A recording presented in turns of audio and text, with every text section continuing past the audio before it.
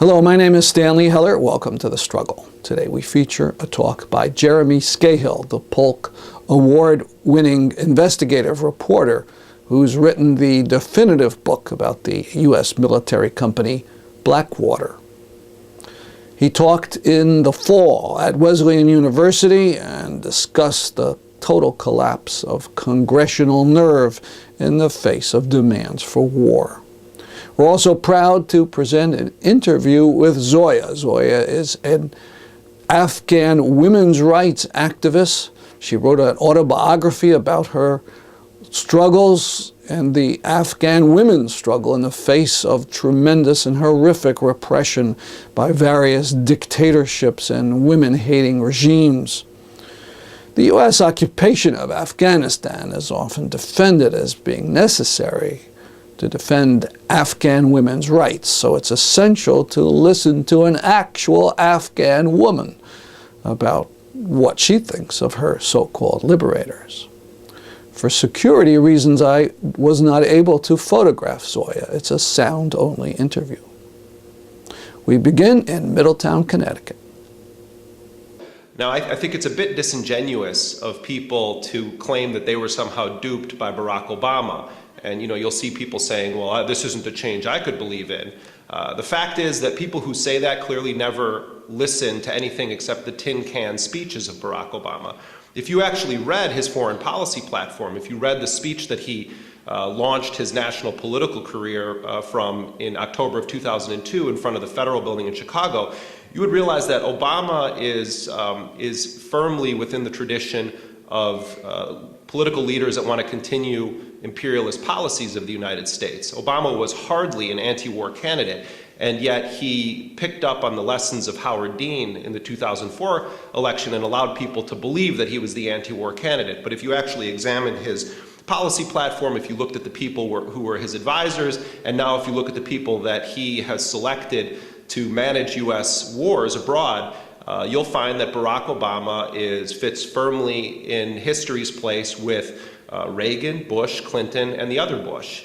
He is extending, continuing, and in some cases worsening the policies that all of us were forced to live under during the 8 years of the Bush administration. In Iraq, right now, the U.S. occupation is not coming to an end anytime soon. Michelle Flournoy, who is the Assistant Defense Secretary, testified in front of the Congress 2 weeks ago and said publicly that the U.S. is considering keeping the occupation going. She didn't use the word occupation, but keeping a sizable U.S. military presence in the country. And they're essentially trying to pass the blame on this over to the Iraqis and saying, well, if the Iraqis postpone the elections in January, then the United States is going to continue on. I have believed for a long time that the Obama administration never had the intent of leaving Iraq. I think we're going to see a downsizing, as we already are, of the occupation and a rebranding of it as a stabilization operation combined with training of the Iraqi military. But what we're also seeing is that the Obama administration, as U.S. troops are drawn down, as the phrase of the day indicates, from Iraqi cities and repositioned on their way to Kuwait or elsewhere in the Middle East, we're seeing a surge in the use of private forces inside of Iraq to essentially fill in the gaps that are being left by U.S. military forces. In fact, a couple of years ago, a Blackwater executive named Joseph Schmitz actually said publicly that he could see a scenario which would be a positive scenario where the U.S. could actually draw down forces and that would provide more of an opportunity for private companies. Well, Mr. Schmitz was a bit of a Nostradamus when it came to the election of Obama because the private military industry is doing incredibly well under Obama. And in Iraq right now, you have about 130,000 private contractors operating.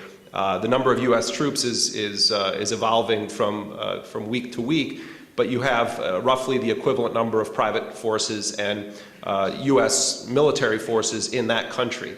The other part of Iraq, and I'm going to talk about Afghanistan in a moment, the other part of Iraq that really sends a strong signal that the United States has no intention of leaving anytime soon is the fact that the United States recently opened the largest embassy that any nation has ever had on planet Earth in the history of the world.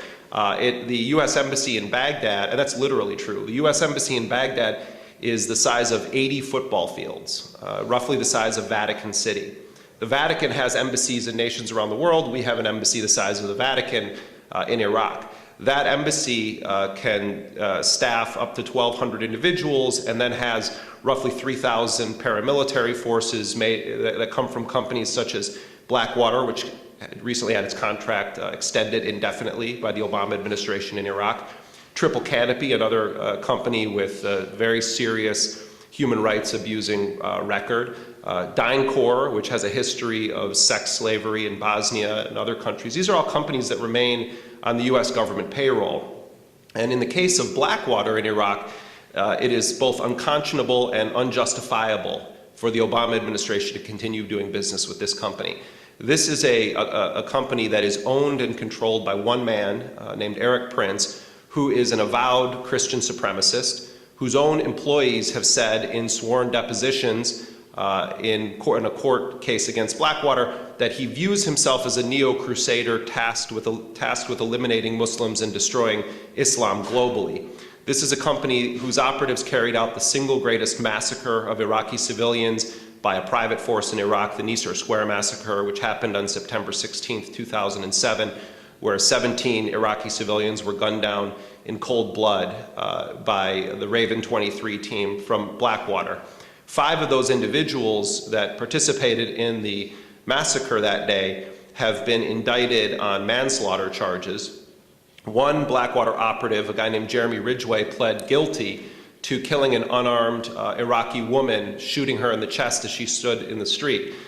This is a company that has had its arms warehouse in North Carolina raided by agents from the Bureau of Alcohol, Tobacco, and Firearms for unlawfully possessing automatic weapons.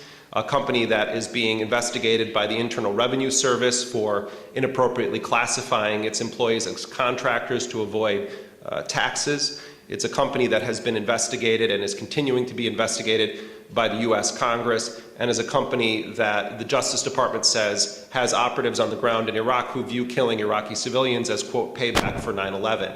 So when the Obama administration pays lip service to the idea that there's sort of a new day in US foreign policy, and that there is an intent on the part of the Obama administration to have better relationships with the Muslim world, particularly with Arab countries, and then you keep on the payroll indefinitely individuals who believe that their mission in life is to kill Muslims as payback for 9/11, you are in fact sending a message to the Muslim world that in fact nothing has changed, and in fact it is even worse because the man who proclaimed himself the great agent of change is actually continuing and intensifying some of the worst Bush-era policies.